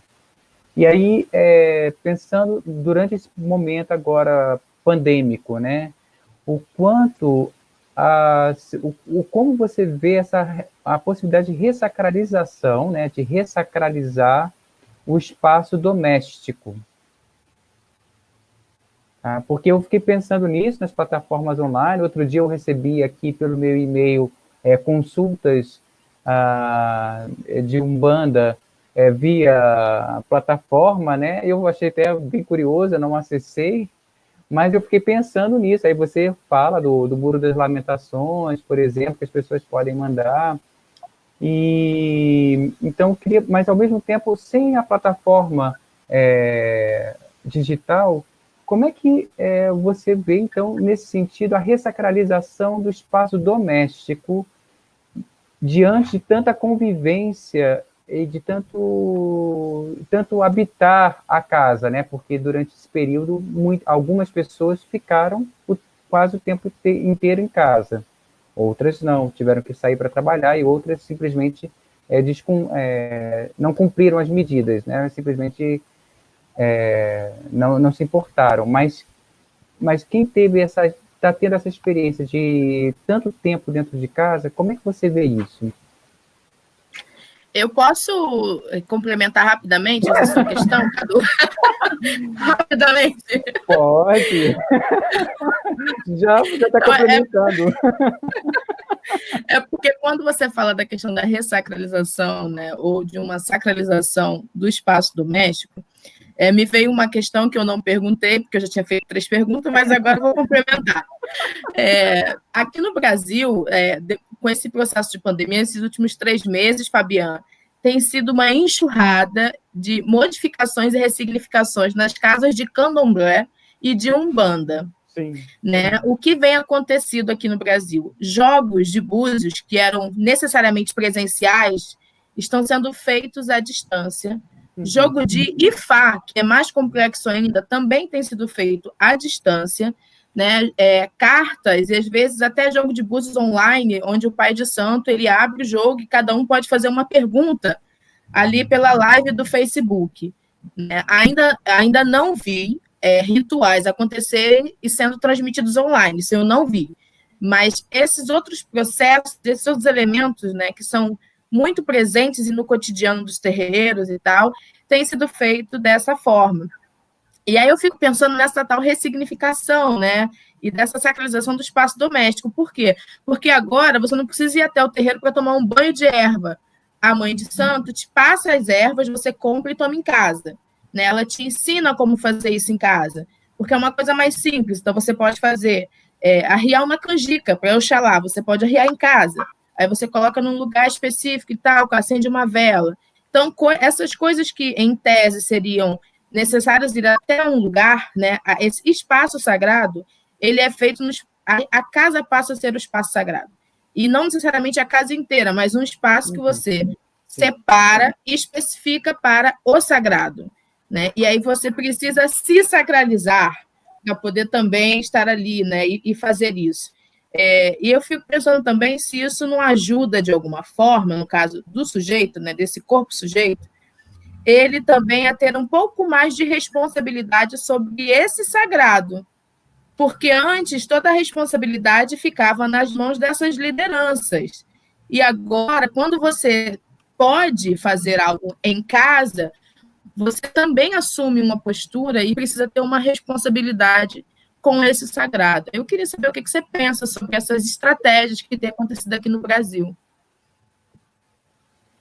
Bueno, arranco por lo de Marcos. Sí, bueno, muy interesante lo que vos mencionabas ahí de la presencia del otro, ¿no? Que está todo el tiempo como constituyéndonos, porque en ese otro algo de nosotros también hay, ¿no? Entonces ahí hay una especie de desafío también como geógrafos, como geógrafas, como investigadores en general, para ver cómo llegamos a conocer a ese otro, sin ser el otro, por supuesto. Y en ese sentido, bueno, la cuestión de las metodologías, por eso yo hablaba bastante sobre el final, la necesidad de no cerrarnos a sumar metodologías más allá de las ciencias sociales que pueden ser muy útiles para justamente acercarse, ¿no?, a ese otro. Hay una serie de metodologías que a mí me parece o que me han funcionado mucho en términos de digamos, complementar el trabajo de campo, que por supuesto es la herramienta fundamental, ¿no? Para poder acceder nosotros como geógrafos a estos lugares, a estos paisajes, y que sea un trabajo de campo, como decía David Robles, ¿no? Ese famoso geógrafo que hizo un estudio continuo durante no sé cuántos años y que acuñó esta idea del trabajo de campo experiencial, la idea de sumar a la experiencia del otro. La pregunta es cómo llego a esa experiencia del otro, y creo que una respuesta que a mí por lo menos me funciona bastante es la cuestión de, más que las entrevistas, que es algo que habitualmente se suele hacer, pensar en lo que, no sé si conocen a Alicia Lindón, que es una geógrafa mexicana muy importante. Ella plantea la idea de las narrativas espaciales de vida, ¿no? Que es esta idea de, no importa la cantidad de entrevistados, sino lo que importa es la densidad que puede tener los discursos de esos entrevistados. Entonces, ya no es necesario hacer 30 entrevistas, si con 3, que lo hago recurrentemente y que empiezo a construir ese vínculo con el entrevistado, voy pudiendo de alguna manera entrar en esa biografía, ¿no? Ella dice como navegar en esos discursos, esos relatos, y a la vez poder confrontarlos, porque para mí una de las particularidades más interesantes que tiene esta metodología de las narrativas espaciales de vida es que hay muchas veces temas que son muy difíciles de que el otro lo pueda sacar, ¿no? Entonces, si yo entrevisto una vez y voy una segunda y voy una tercera y voy una quinta con el mismo actor, y después tengo esa foto, esa dinámica de qué fue lo que me fue diciendo en una, pero cómo se contradijo en la otra, digamos, trabajando sobre el relato previo, uno va pudiendo como construir el relato con ese otro, ¿no? Tanto lo que quiere decir como lo que no quiere decir. Porque lo que no quiere decir hay que ver qué pasa ahí, ¿no? Que es lo no dicho, que tanto se le pone el peso. Entonces, por un lado, creo que el trabajo de campo más experiencial, el compromiso con las narrativas espaciales, y además en la narrativa espacial algo que me parece interesante que rescata Lindón también es el análisis del discurso, ¿no? O sea, lo más hermenéutico. O sea, ¿qué palabra usa para decirme esto? ¿Y por qué en lugar de decir sagrado usa religión? ¿Y por qué en lugar de decir tal cosa dice la otra? Porque en lo fino, ¿no? En esa microgeografía es donde, digamos, está la mayor riqueza. Es más difícil porque te insume mucho más tiempo que hacer una encuesta o que hacer una serie de entrevistas con preguntas cerradas, porque acá es navegar en todo eso y después empezar a husmear, a tratar de ver. Y enganchado con eso, sumo otro aporte que me parece muy rico, que le da como un nivel de complejidad más, que es lo que se llaman los hologramas espaciales, que es ese encadenamiento de lugares que van apareciendo en el discurso y tratar de armar ese mapa que la persona tiene en la cabeza a partir de que conecta un lugar con otro lugar y con otro lugar. Como esta idea de la mamushka, ¿no? Donde yo voy sacando y adentro hay otra, pero todas hacen una sola, ¿no? Ese texto de los hologramas espaciales que hace Lindón, a mí me fue muy revelador para poder aplicar en este tipo de metodologías, justamente porque cuando uno está hablando de cuestiones culturales, de cuestiones inmateriales, de cuestiones de imaginarios, bueno, hay que asirse, hay que agarrarse de herramientas no tan rígidas, ¿no? Digamos, uno tiene que moverse en ese universo en donde hay un entrevistado, pero que también hay que mirar la relación entre esos dos. A mí, en términos formales, creo que son las dos cosas que me parecen más útiles para eso que vos planteabas, para esta experiencia subjetiva e intersubjetiva. Porque después, al mirar esos hologramas y ver el de uno y el de otro y el de otro, empiezan a aparecer todas esas series de conexiones. también tiene que ver con creo yo, con las circunstancias de lo que uno está mirando, ¿no? Digamos, el tema, lo particular del tema. Me parece que esto es muy amplio, pero que, bueno, en algunos casos también hay otras cuestiones que se dificultan. Yo ahora en el mes de enero, justo antes de todo el comienzo del confinamiento, estuve haciendo trabajo de campo en una zona, en unos montes sagrados, con personas que van a hacer experiencias de contactismos con extraterrestres.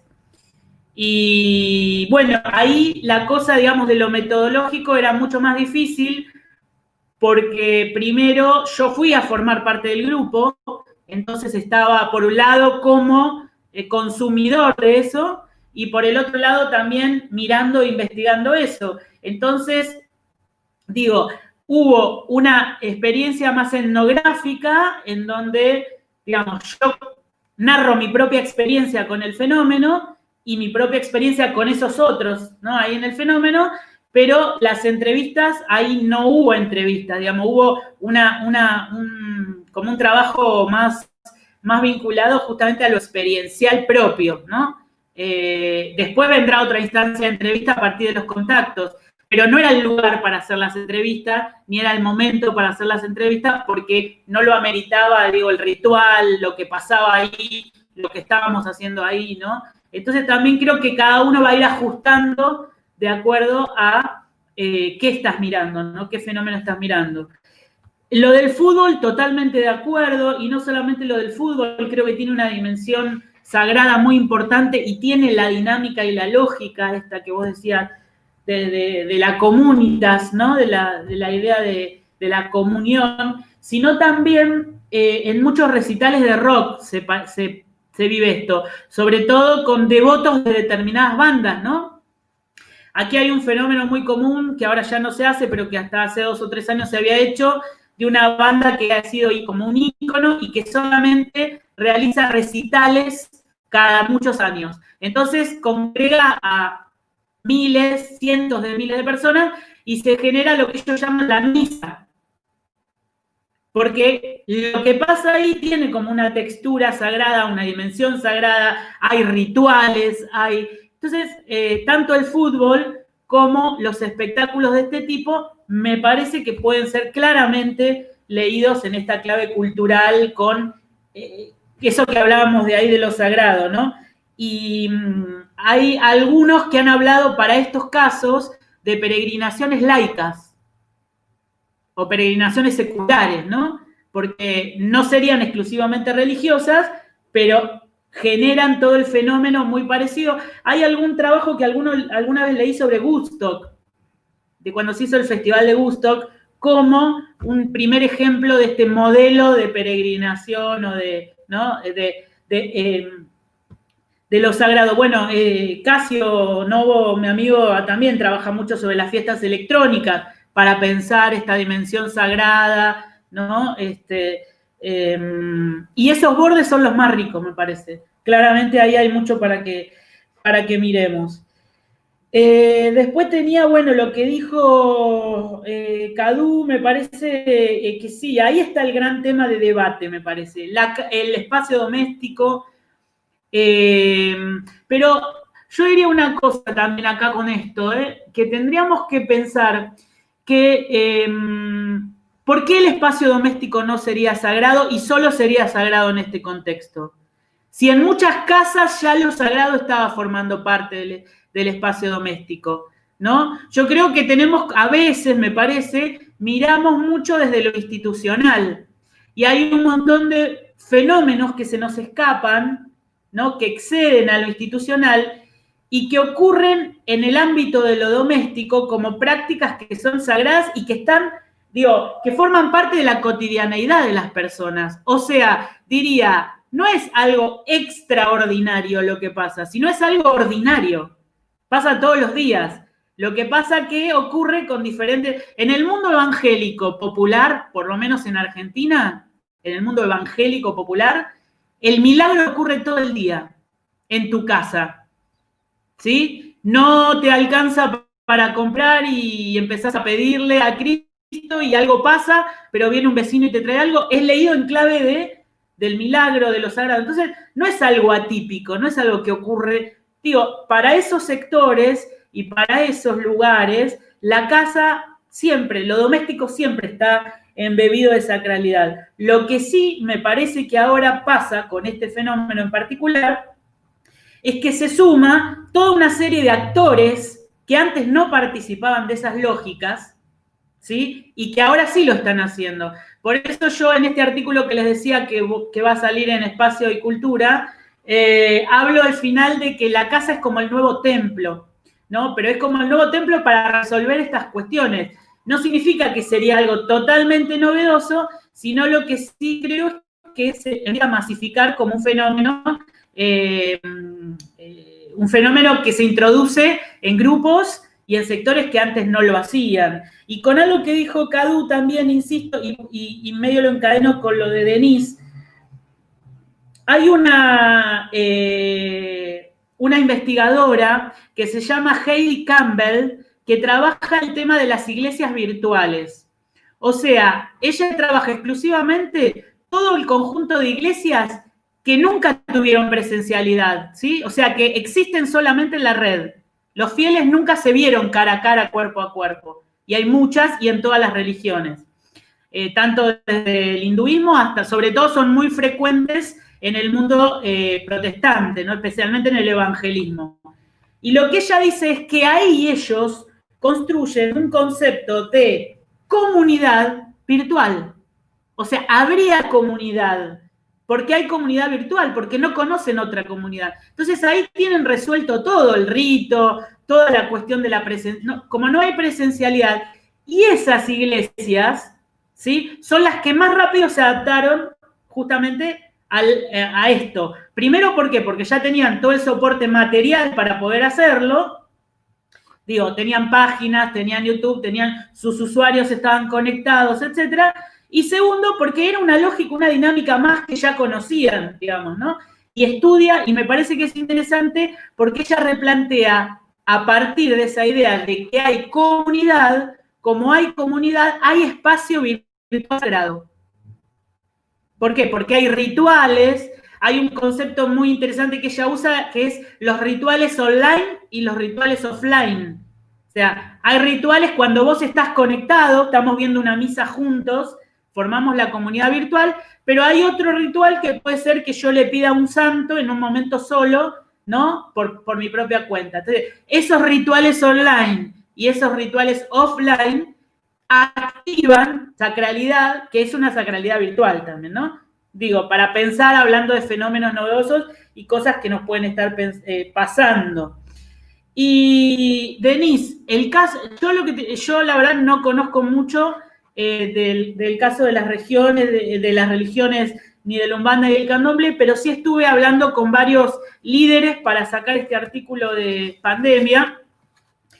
Y, digamos, lo que ellos me planteaban es que pasó esto, al menos en el caso de Argentina, que lo que hicieron fue para sostener un poco la idea de comunidad, mantenerlos a través de grupos de WhatsApp, del Facebook, ¿no? Mandando o haciendo algún pedido especial a algún orillá, en determinados días recordaban con alguna frase, etc. Mientras el pai o la mai de santo mantenía el lugar solo, ¿no? Sin que vaya confinamiento. Lo que empezó a pasar es que esto funcionó un mes y medio, pero después empezó a haber cierta demanda espiritual que hace que hoy se esté haciendo mucho culto en la clandestinidad. O sea, se hacen igual, ¿sí?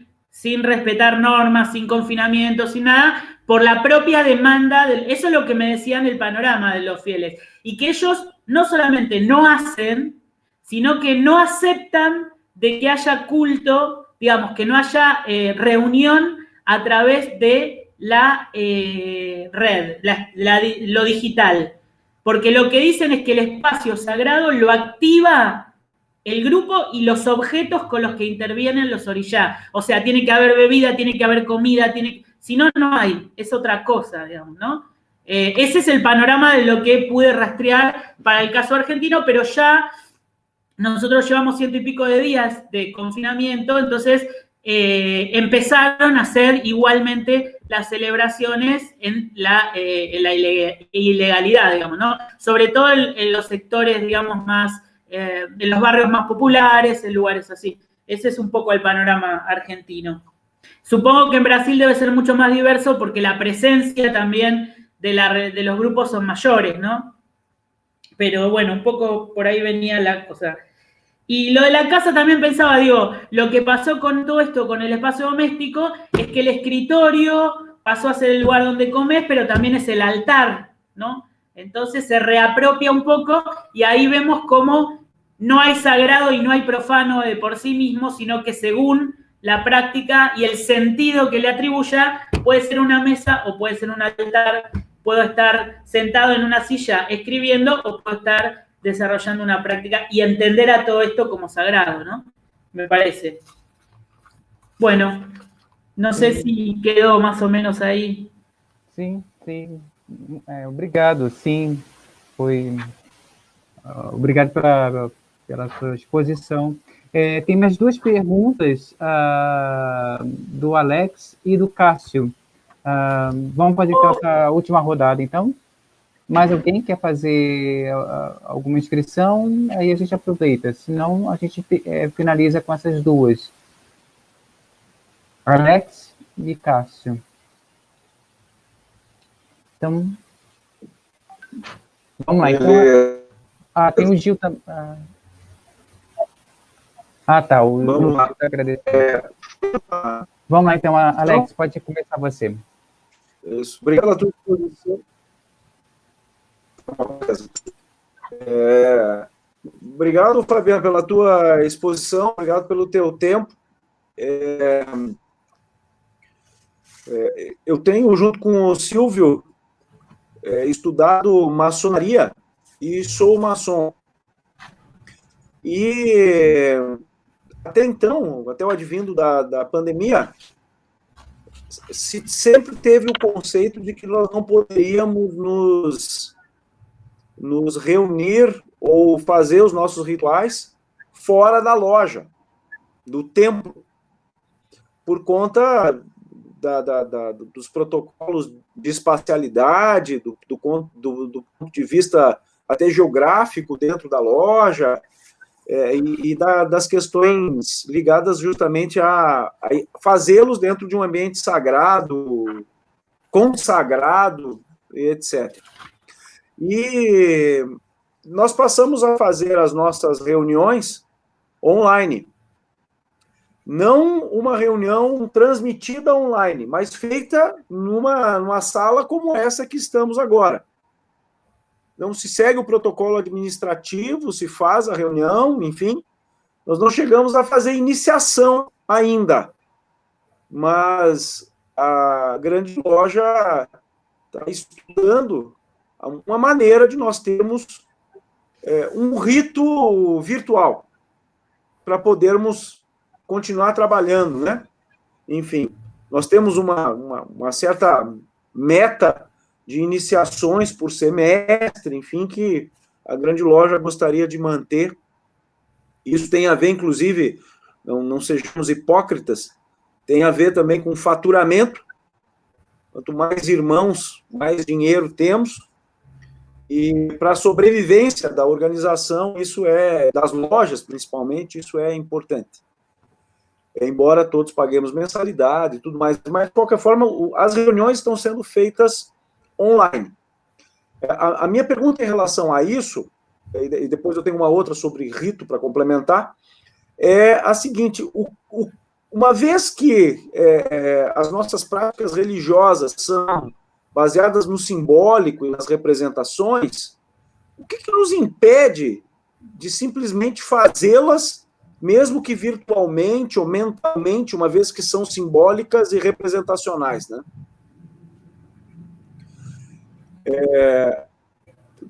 E essa me parece que é a grande trava de nós sairmos dos templos, não fazermos os rituais de iniciação, não fazermos determinados procedimentos como esses até que a Denise citou, fazermos num determinado lugar, né? Perdóname, no entendí bien qué grupo religioso era. Maçonaria. Ah, la masonería. Perfecto. Sim, sim.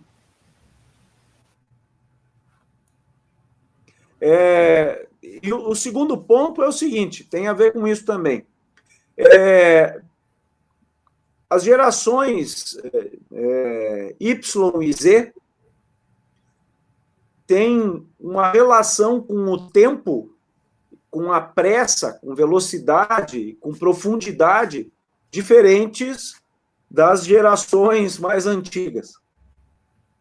E eu imagino que talvez não tenham paciência para viver os rituais como as gerações mais antigas. A minha questão nesse ponto é se você tem observado mudanças, adaptações nos rituais, de uma forma geral, para absorver mais fiéis em vez de perdê-los. Obrigado. Cássio, por favor, pode abrir esse microfone e, se possível, o vídeo também para passar. Vamos lá. Beleza, boa tarde. Agradeço aí o grupo todo pela organização do evento, né? Excelentes reflexões, professor Fábio, grande amigo, né? Sempre aprendo muito com os textos e apresentações. E aí, Fábio, a gente já tem até um diálogo, né? Ao longo do tempo. E eu queria que você pudesse falar um pouco mais, Fábio, sobre a questão metodológica, pensando mesmo assim no profissional de geografia que vai a campo, né? Você colocou ali, iluminou mesmo que é fundamental o trabalho de campo para quem se dedica a esse tipo de estudo. E aí eu me pego pensando aqui, Fábio, acompanhando até o percurso da sua fala, né? Você começa contextualizando a questão do giro cultural. Então, não necessariamente um afastamento dos aspectos morfológicos, né, e locacionais, mas sim uma iluminação daquelas práticas do simbólico, das subjetividades, intersubjetividades. E aí eu te pergunto, Fábio, como que o pesquisador interessado nessas práticas rituais no lugar, no espaço, no território, ele deve proceder durante sua pesquisa, na medida em que, muitas vezes, essa prática, que agora ela talvez seja até mais circunstancial, né, como você apresentou, existe ali um nível de circunstancialidade, de um momento específico em que aquilo é ativado, e como que esse pesquisador, ele, então, interpreta aquilo que acontece nesse lugar, e ele vai para o gabinete, ou ele vai continuar frequentando determinados espaços que podem ser o mesmo ou outro, para entender aquela experiência no fluxo da trajetória daquele indivíduo ou do grupo que aquele indivíduo integra. Então, hoje em dia, especialmente aí com as redes sociais, você comentou também da professora Alicia Lindon, né? Então, as imaginações geográficas, esse imaginário geográfico que é constantemente acionado, bombardeando esses sujeitos, bombardeando esses grupos, e aí aquele ato específico dentro de um fluxo maior. Como pesquisar isso? Obrigado, Fábio, mais uma vez, e obrigado ao grupo pela excelente transmissão. Bom, mas agora com você, Fabiano. Bueno,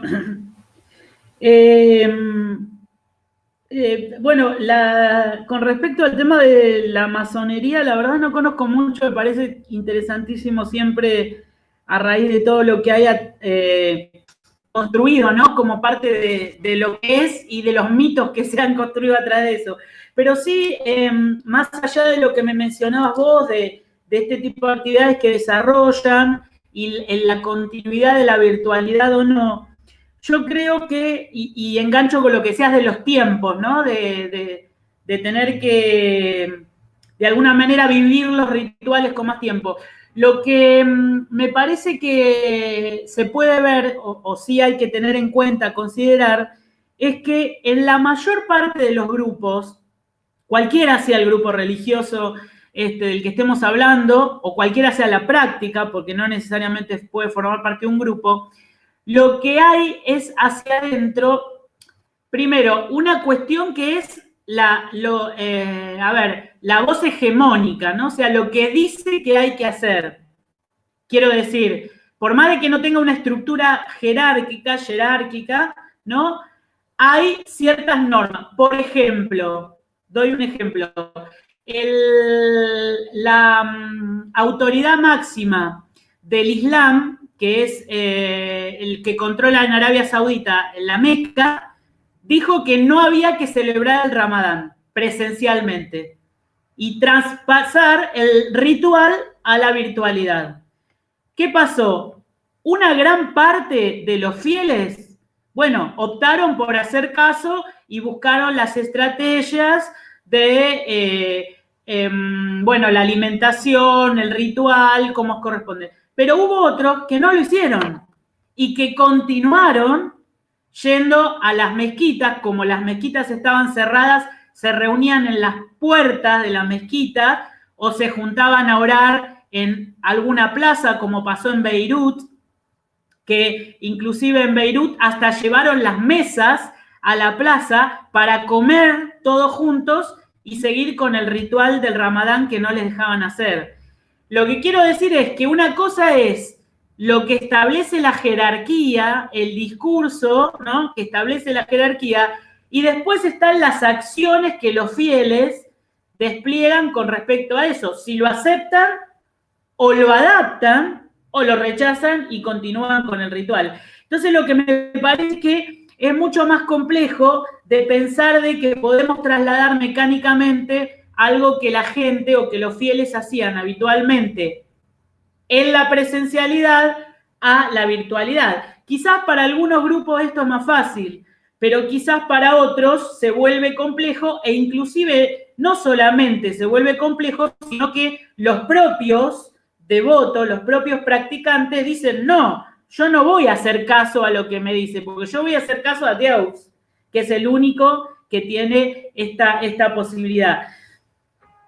Habría que ver en cada caso cómo funciona ese entramado, ¿no? Esa relación entre el poder y el tipo de jerarquía que se establece, porque siempre hacia el interior hay muchas diversidades, ¿no? Digo, cuando hablamos de judaísmo, no hablamos de todos los judíos más ortodoxos ni siquiera hicieron caso y celebraron el Pesaj como si nada. Otros hicieron caso a lo que las autoridades rabínicas dijeron. Entonces, cada caso, cada grupo, me parece que tiene este problema de ver qué dificultades se le presentan. Y otra cuestión que me parece que también tendríamos que considerar son las tensiones que hay hacia adentro de los propios grupos con respecto a los dogmas, a las cosas que están instituidas y que no pueden cambiar, ¿sí? Por ejemplo, cuando ocurrió lo de la Pascua, el Papa Francisco permitió que para el Domingo de Ramos, que es el día que se bendicen los olivos, la gente pudiera utilizar cualquier rama que tenía en su casa, cualquier planta, ponerla frente a la computadora y recibir la bendición a través de, sin agua, sin materialidad, ¿no? Bueno, eso implicó que haya un debate muy interno si tenía validez dogmática eso, porque el agua, la materialidad, no había tocado esa planta. ¿Se entiende? Bueno, cuestiones de este tipo fueron abriendo discusiones hacia adentro de los grupos acerca de hasta dónde es válido y hasta dónde no es válido desarrollar el ritual a través de este medio. Entonces me parece que ahí es donde por ahí tenemos que mirar, ¿no? ¿Qué pasa? ¿Quiénes aceptan? ¿Quiénes no aceptan?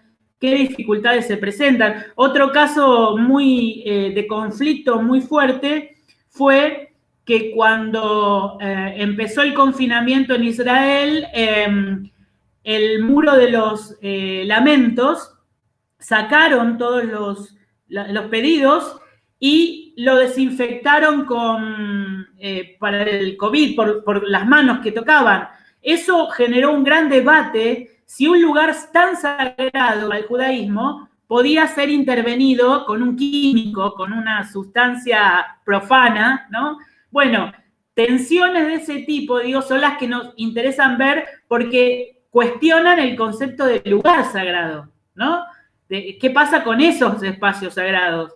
Y así podríamos encontrar un montón de casos. Entonces, digo, me parece que ahí podría haber una pista para pensar qué pasa hacia el interior de la misma masonería, que debe tener, ¿no?, diferentes interpretaciones sobre el ritual. Y con respecto a lo que decía acá mi amigo Casio, bueno, esto lo hemos hablado varias veces también con él, porque tiene trabajos de campo que siempre son un desafío, ¿no? Ahí. El giro cultural sí, me parece que vos mencionabas ahí, sin dejar de lado lo morfológico, por supuesto, pero también sumar otros giros, Casio, el giro afectivo y el giro subjetivo. Es decir, ahí nosotros somos investigadores, investigadoras que estamos viviendo la experiencia. Por lo tanto, nuestra propia subjetividad está jugando en esa escena, está interfiriendo en ese escenario, ¿no? Y entonces la incorporación de esta idea de ver cómo vivo esa experiencia en el lugar como investigador y cómo puedo encontrar esto que suele ser muy difícil, que es el distanciamiento con el objeto, ¿no? Es decir, yo estoy viviendo, cuento el ejemplo que mencioné del trabajo de campo, estoy viviendo mi experiencia como una persona que fue a ver un encuentro con ovnis, pero a la vez soy un investigador que está mirando qué le pasa a los que están viviendo las experiencias con ovnis. Entonces, entre ese juego de lo más subjetivo de lo mío y lo más objetivo, que sería el mirar el problema, ese punto medio tendría que ser el encuentro en donde podamos construir esa metodología. Entiendo que no es fácil y vos has tenido mucha experiencia en ese tipo de trabajo de campo, en donde sos participante, en donde desarrollás las prácticas que desarrollan los otros y las otras que están con vos, pero hay que siempre tener cuidado con la fascinación del objeto. Es decir, no terminar fascinado por el objeto que me termine de alguna manera poniéndolo anteojos para no ver lo que estoy mirando como investigador. Entonces, en ese encuentro y desencuentro es donde hay que ir a buscar la solución, me parece, ¿no? Entre lo más subjetivo contra ese otro que me está enfrentando y, bueno, después vendrán las técnicas, será una entrevista, será una observación, pero hay algo previo que tiene que ver con eso, con ver cómo me sitúo en el caso que estoy mirando. Oh, muito obrigado, Fabiana. Nossa, muito obrigado mesmo pela todas as suas exposições, suas falas. Foi muito importante, acho que para todos nós. Eu estava lendo aqui no chat agora a Vânia comentando, né, o quanto pode contribuir para as nossas pesquisas. Muito obrigado mesmo. Nossa. Então, a gente começa a encerrar, né, o nosso encontro de hoje. E, assim, além de agradecer a você, Fabiana, quero agradecer também a todo mundo que participou hoje aqui, com as suas inscrições, perguntas, inquietações também, falando das suas experiências, então, o quanto que isso é importante. Bom, aqui o Marcos está me lembrando, a Denise já me lembrou também, para a gente fazer uma foto antes da gente terminar. Mas antes de a gente tirar a foto, só para lembrar que a gente continua com o nosso movimento do LaTeX Convida, que é no dia 30 de julho, às 2h30, a gente vai ter um encontro com a professora Letícia Pádua, que ela é da Universidade Federal do Vale do Jequitinhonha e Mucuri. Então, quem quiser, volta no dia 30. E aí a gente pode fazer a foto, né? Você tira a foto, é isso? Bueno, gracias a todos por escuchar. Oh, obrigado você. Fabiana, muito obrigado. Obrigadão. Gente, abre as câmeras aí para a gente tirar uma fotinho. Ah, Bianca. Fazer o print. Cássio, o que é isso aí, Cássio? Isso aí é uma barba, Cássio? Tiene tapaboca. A barba cresceu, até o cabelo cresceu. Gente, muito obrigada. Obrigada, Fabiano. Foi muito bom te ouvir. Muito obrigada pelo texto. E espero que em breve possamos nos encontrar pessoalmente. E obrigado você, Denise, por ter feito essa ponte. Se não fosse você, o Fabiano estaria aqui com a gente. Muito obrigado. Obrigadão. Parabéns para todas, Tchau, todos. tchau. Parabéns, Fabiano. Obrigado. Valeu, até mais. Valeu. Agradecemos, gente. Até Beijo. mais. Tchau, tchau. Tchau.